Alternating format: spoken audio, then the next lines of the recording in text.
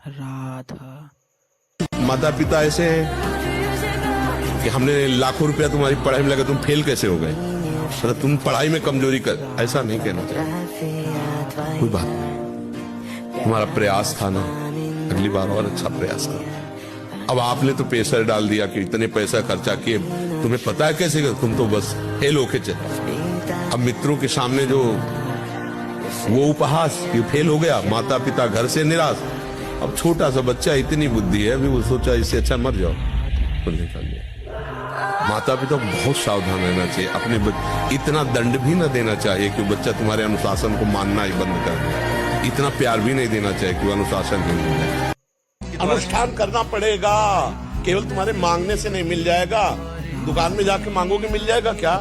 मेरे मालिक का पूरा विश्व ब्रह्मांड है, चराचर जगत भगवान का जन है, उसके लिए तुम्हें कर्तव्य कर्म करना पड़ेगा। 100 बार गिरे उठ, फिर खड़ा और चल और रौंद, अपने लक्ष्य को प्राप्त कर। ये गिरना और निराश होना, हताश होना, ये हमारे जीवन में नहीं, बिल्कुल नहीं। हर कदम बढ़ते रहो, कदम आगे बढ़ाते रहो, बिल्कुल राइट टाइम उठना, राइट टाइम अपनी दिनचर्या करना, किसी भी तरह से परास्त न होना।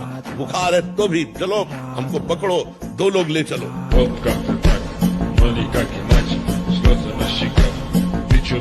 सफलता उसके वो क्या बनाना चाहता, आपको क्या करना चाहता, मालिक जाने ना। दिन है तो रात आएगी, रात है तो निश्चित दिन आएगा।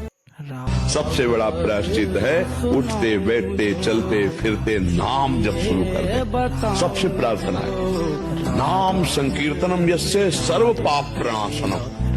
नाम के बल से पाप मत करो, लेकिन जो पाप हो गए उनको भस्म करने की सामर्थ्य नाम में। सत्य कहते हैं, तुम कमरे में बैठ जाओ, भगवद आश्रय ले लो, निकलूंगा नहीं, बोलूंगा नहीं, कहूंगा नहीं, मांगूंगा नहीं। अगर समय से भगवान भोजन न पहुंच जाए तुम्हारे कमरे में, तो मुझे बताना, तुम्हें भूखे नहीं रख सकता हो। किसी न किसी के हृदय में बैठ कर तुम्हारे पास उत्तम से उत्तम भोजन, हर व्यवस्था वो शुरू कर देगा। ये हमने जीवन में देखा है। बहुत कृपाल, बहुत करुणा में एक एक चेष्टा अपने भक्तों की वो देख रहे हैं। बस आपको जो अनुभव नहीं हो रहा है उसका कारण है अन्य संबंध। अन्य संबंधों को जितनी जल्दी छोड़ दो, जीवन मुक्तता है। संबंधों का त्याग जीवन मुक्तता, केवल भगवान को अपना मान लेना बहुत बड़ी सिद्धि है, और कोई साधना की जरूरत नहीं। यार भजन हम कह रहे हैं, स्वयं भजन होता है। मन संसार की तरफ जा रहा है, भगवान की तरफ जा नहीं रहा, तो नाम मीठा नहीं लग रहा, बड़ा खींचना पड़ रहा है। फिर आप ये समझो